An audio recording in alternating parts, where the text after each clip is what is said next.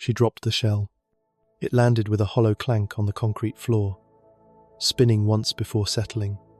For 3 seconds, no one breathed. Even the machines seemed to hold still. Someone muttered a prayer. Another whispered, "Run." But it didn't go off.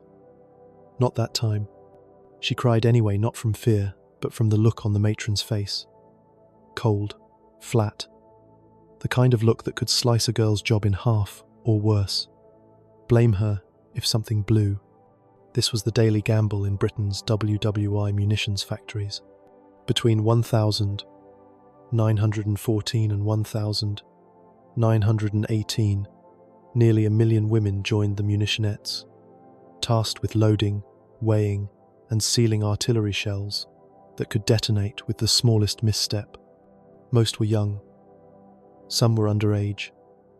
All of them were expendable. The air was thick with cordite and sweat.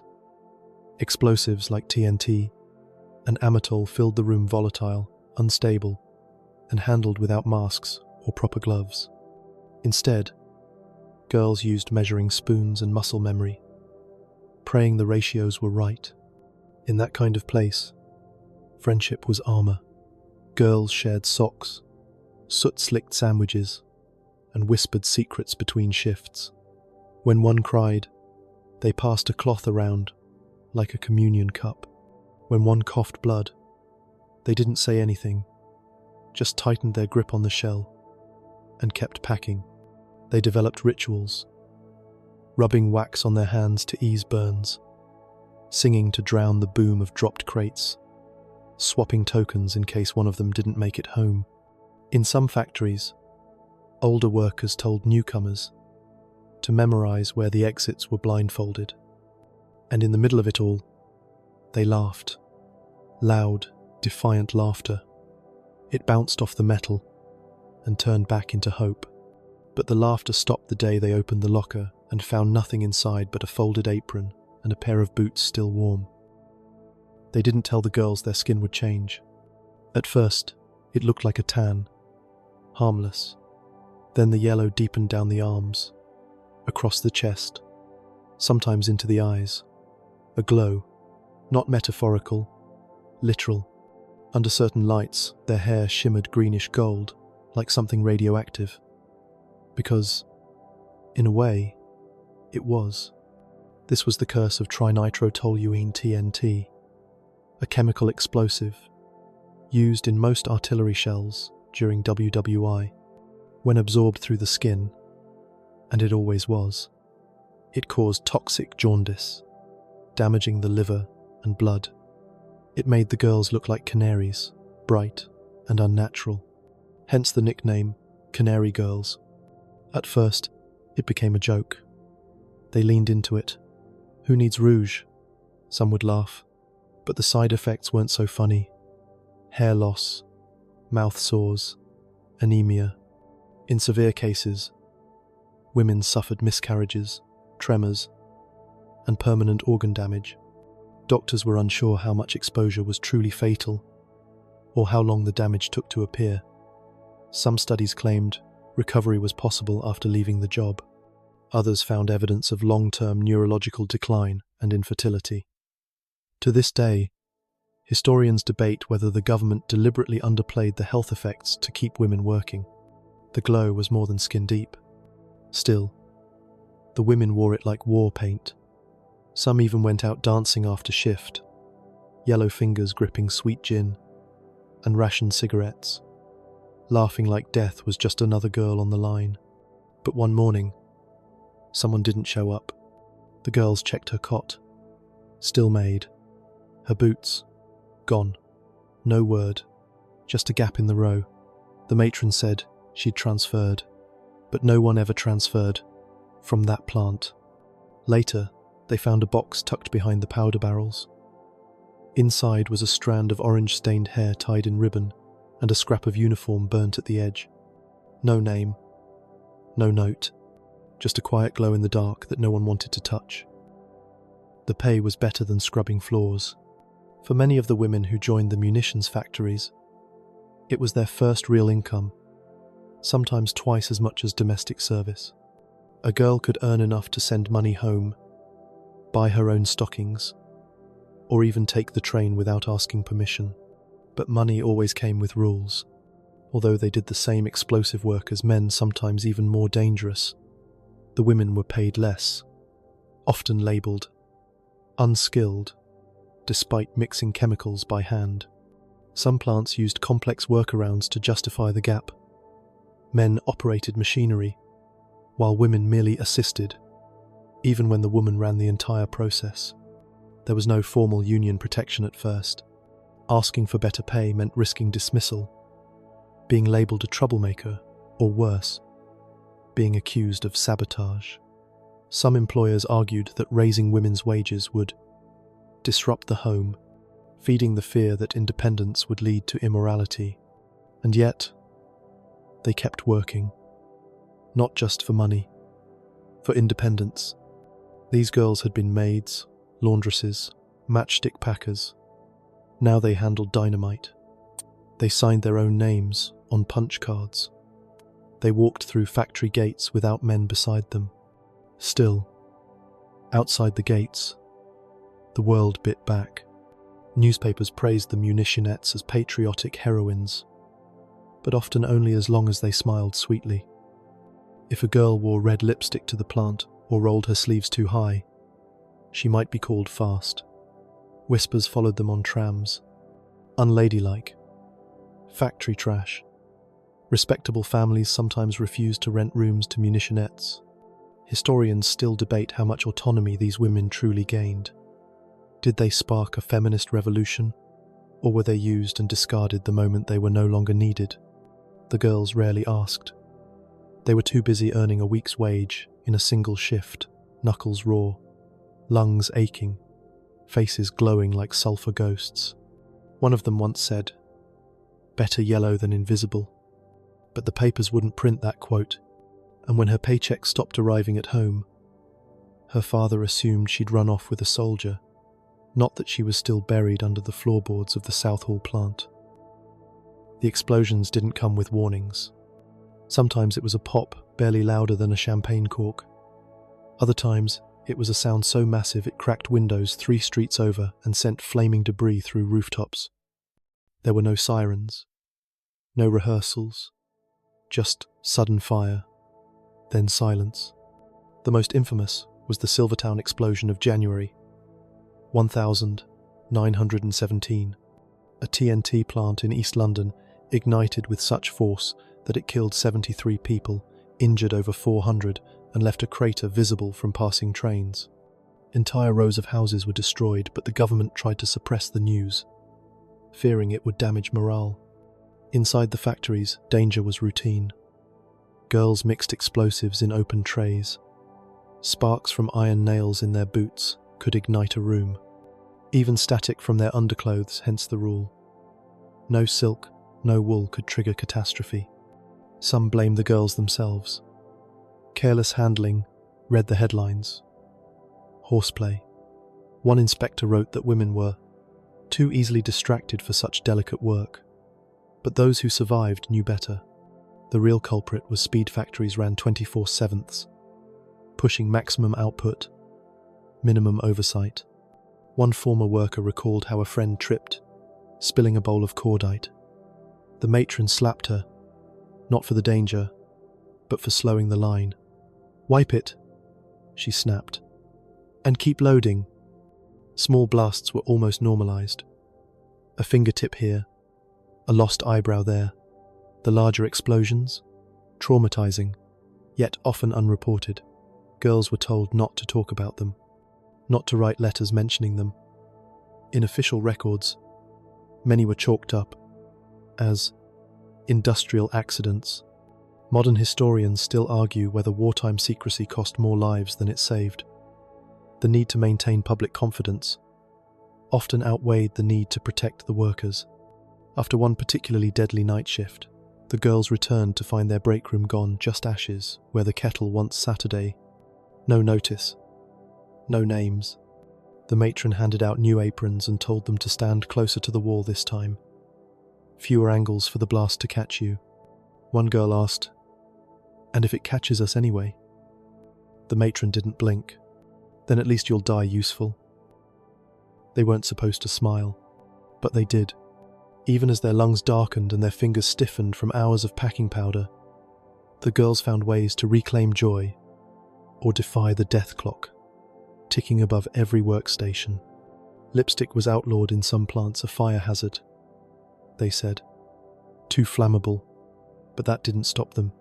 Girls carved rouge from boot polish, shared makeshift coal from burnt match tips, and painted their faces before their shifts, daring death to notice them. They can take our breath, one girl wrote in her diary, but not our glamour.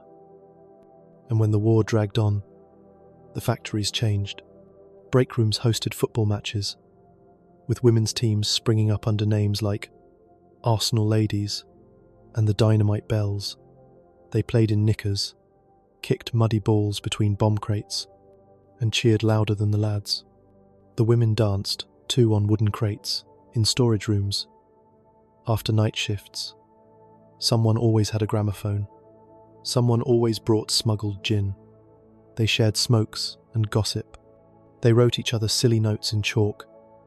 Keep glowing, darling. One more boom and I'm marrying the foreman. Romance bloomed between shifts. Letters were passed. Winks exchanged. Some girls wore soldiers' dog tags under their aprons. Others kissed in supply closets because why not? When tomorrow's headlines might carry their names. Not everyone approved. Supervisors warned against loose behavior. One female inspector reportedly lectured a group of workers on the dangers of moral decline. The girls laughed her off. To them, lipstick wasn't rebellion. It was survival. The light moments made the dark ones bearable. Without them, it was just endless sweat, yellowing skin, and the gnawing dread of not hearing a friend's voice at lunch. One Friday, the football pitch stayed empty. Boots were lined up neatly beside the goalpost, but no one came. The crate they'd sat on the day before had been moved to a different section, one that didn't exist anymore. All that remained was a scuffed ball, dusted with powder, and a smear of red on the wall where someone had drawn a heart the day before. Not every danger came from the chemicals. Behind the powder crates and in the shadowed corners of break rooms, rumours stuck like soot, thick, dark, and impossible to shake. Whispers carried louder than machinery.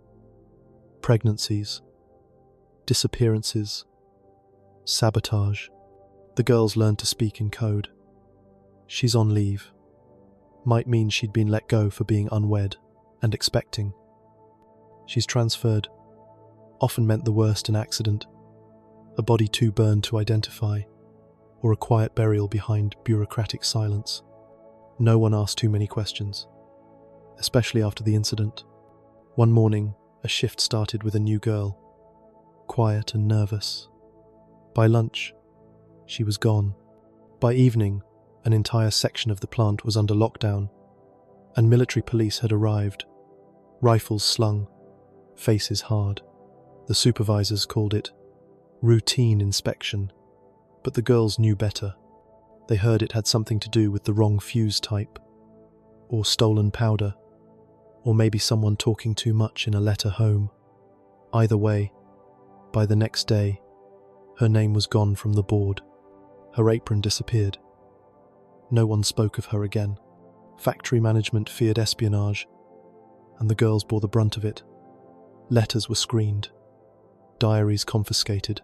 Some were interrogated for days over missing material, even when nothing had been taken. It didn't matter. Silence was safety. Some girls began hiding personal things, keepsakes, notes, charms in hollowed bricks or beneath floorboards. Others left coded graffiti in chalk behind bathroom mirrors. One line, repeated across several factories, read, "If I vanish, it wasn't fire." Modern historians have found scattered documentation of internal investigations, but much remains sealed or missing. Whether real saboteurs existed among the munitionettes is still debated. What's certain is this: fear did the job just as well as any explosion. One night, a crate was found open. Inside wasn't powder, but a pair of maternity stays, folded neatly with a smudged note. "Tell him I tried." No one claimed it. The crate was sealed. The shift resumed. And the girl who usually worked that line? Her name never showed up again. Their hands were stained, their aprons scorched, their lungs lined with powder. And yet, when they walked home, people crossed the street. Munitions girls once celebrated in posters with slogans like, "These women are doing their bit," were just as often whispered about in the real world. They weren't proper, they weren't clean, they weren't wives. Respectable society didn't know what to do with women who looked like soldiers and smelled like fire. Some called them masculine, even unnatural. Newspaper columns condemned them for wearing trousers, for cutting their hair short, for walking unaccompanied. One politician warned the war was loosening the morals of womanhood. A few churches refused communion to girls in factory uniform. Even other women judged them well to do matrons who saw the yellowed skin and blackened nails as a threat to femininity itself. Mothers warned their sons not to marry canaries. One article asked, "Will the munitions girl ever become a lady again?" And yet these same critics praised their labour, praised their sacrifice. The contradictions piled up like empty shell casings. Some girls tried to play both roles, working brutal shifts, then scrubbing up for tea at home, hoping to blend back into society by dinner time. Others didn't bother. They smoked in public. They swore. They wore boots with swagger and stared men down on trams. Inside the factories, gender roles blurred. Supervisors still barked orders, but many women managed entire lines. They trained new hires, maintained equipment, even supervised storage vaults filled with live ammunition, all while technically listed as unskilled. Historians today debate whether these factories were early sparks of feminist revolution or simply a temporary necessity. Did the women truly gain ground, or were they simply tolerated for as long as the shells were needed? Either way, they endured the double war. One against fire and powder, the other against prejudice and scorn. One girl once wrote on the wall near the lockers, "When the war ends, you'll want me invisible again, but I'll still be glowing." It was scrubbed off by morning, but those who read it never forgot. They were told to wear gloves, thin, ill-fitting things that tore on the first crate. They were told not to inhale too deeply, but in a room filled with TNT dust and ammonium fumes. Not breathing wasn't an option. Most factories offered no masks, no proper ventilation. Some handed out muslin cloths meant to be tied around the mouth, like a bandit's scarf, a gesture more symbolic than effective. As the shifts grew longer, the girls stopped using them. It didn't help anyway. The powder settled on everything: lashes, sandwiches, underwear, lungs. One supervisor reportedly said, "It's not poison if you're careful." He wasn't the one coughing blood. Many girls developed toxic jaundice, the early sign of liver damage from TNT exposure. Others suffered from chronic fatigue, hair loss, internal bleeding, or sudden fainting spells that were dismissed as hysteria. A few collapsed mid-shift and were dragged off like dropped tools. Doctors weren't sure how to treat them. Some advised rest. Others blamed female constitution. There was no long-term study, no compensation plan, no formal diagnosis. By 1917, government researchers quietly began tracking cases of munitionettes anemia, linking TNT to bone marrow suppression and miscarriages. But the reports were kept confidential. Raising alarm, they feared, would reduce output. To this day, scholars debate whether this suppression was malicious or merely bureaucratic. But the silence was deadly, and still, the girls kept working. One diary entry read, "If I sit too long, my chest hurts. If I stand too long, my legs swell. But if I don't show up, someone else takes my spot. Maybe she won't last either." They learned to keep moving. To drink milk, it was rumoured to soak up the yellow. to chew bread before shifts, as if it might shield their insides. The truth settled quietly like dust on a windowsill. One girl, pale and wavering, once asked the matron if she could go home early. The woman looked her over and said, "Number, you're still breathing." She died 2 weeks later. Her time card was stamped, "Resigned." The telegrams came in, bursts, some printed, some scrawled. The war is over. Church bells rang. People cheered. The factories did not. For the women inside, victory came with an expiration date.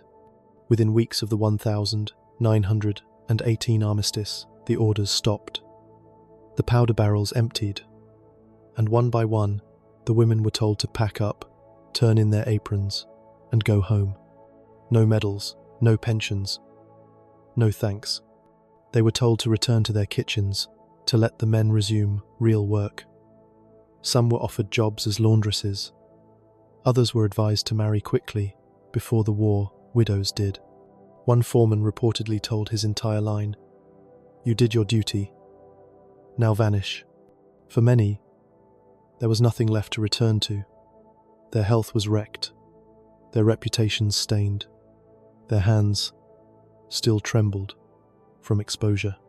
Some tried to apply for war relief but were denied because they'd never worn a uniform. They didn't qualify as veterans, just workers, disposable ones. A few women pushed back. In 1919, former munitionettes held a protest in Leeds, demanding recognition for their labour and compensation for health issues.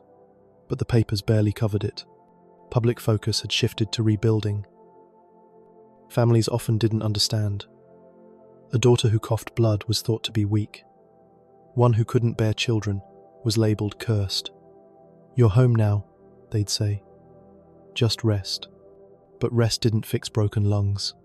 It didn't fix the nightmares. It didn't erase the fact that some girls never came home at all, and the factories gave no explanation. Today, some records list them as resigned or reassigned, buried in numbers, erased in ink. Historians continue to argue whether the munitionettes were empowered or exploited pioneers of women's labour or tragic footnotes. But the factories they once filled have mostly crumbled, their walls silent now. Still, sometimes, in archives and forgotten letters, their names appear, faint, half-spelled, yellowed with age. And once, in the margin of a time card ledger, a faded note in pencil, fired the 20th of November 2018, glowed till the end. They weren't carved into monuments. Their stories weren't taught in classrooms. Most people never even learned their names. But their fingerprints, real, literal fingerprints, were on every shell that shattered a trench, shook a bunker, or ended a war. The Munitions girls faded from public memory almost as quickly as they were dismissed. No post-war parades, no honorary plaques. Their glowing skin stopped glowing. Their lungs collapsed quietly. Their sacrifice, unlike the soldiers, was shelved under home front support. A few tried to speak out. One woman wrote to her local MP, begging for recognition after her sister died of toxic jaundice at 22. The letter was marked, "Received." That's all. The war memorials built in the 1,922nd listed regiments, battalions, commanding officers. No mention of the women who packed explosives that fueled the victory. No space for munitionettes. Not even a stone for the dozens who died in factory explosions, whose bodies were sometimes too burned to identify. Decades later, during World War II, women returned to the same factories, some of them daughters of the original Canary Girls. They faced similar risks, similar silence. But by then, the lessons from the First War had vanished like smoke. Historians today still struggle to piece together the full picture. Many personnel files were lost, destroyed, or never created. Most records were focused on output, not the people behind it. What survives is fragmented bits of diaries, letters, coded graffiti on locker doors. In 2017, nearly a century after the Silvertown explosion, a memorial plaque was finally unveiled. It reads simply, "To the women and men who gave their lives to keep the war supplied." But even now, few remember the girls who glowed, the ones who danced between shifts, wrote poems on ration paper, and died unnamed so others could live decorated. And somewhere, in an archive's backroom drawer, there's a time card with powder smudged across the date, and a final clock-out time that was never filled in. She might have laughed if she saw it, or maybe she'd just nod and go back to work. The Canary Girls didn't ask for monuments. They didn't march under banners or pose for bronze statues. They simply showed up, day after day. They walked into factories that reeked of fire and fate. They stained their skin with sacrifice, their lungs with silence. They packed death into steel casings while humming songs no one remembers now. They were loud. They were vulgar. They were brave. They told jokes over ticking shells and braided each other's hair between explosions. They wore rouge and grit in equal measure. And when the war ended, they were told to go home. So they did some to quiet marriages, some to early graves, and many to the strange purgatory of being remembered vaguely but honoured never.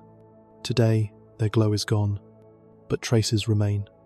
In the yellowed time cards tucked in museum archives, in the shell casings that rest in war memorials, in the bloodlines of daughters who were never supposed to exist because the doctors had said it was unlikely after all that exposure. Their stories are whispers, but they echo loud if you lean in close. So the next time someone says war is only fought by soldiers, remember the girls who carried it in their hands, who wore no uniform but came home marked anyway. They didn't glow for attention. They glowed because no one else would. They weren't canaries in a coal mine. They were candles in a locked powder room burning anyway. And if the history books forgot them, perhaps it's time we write them back in.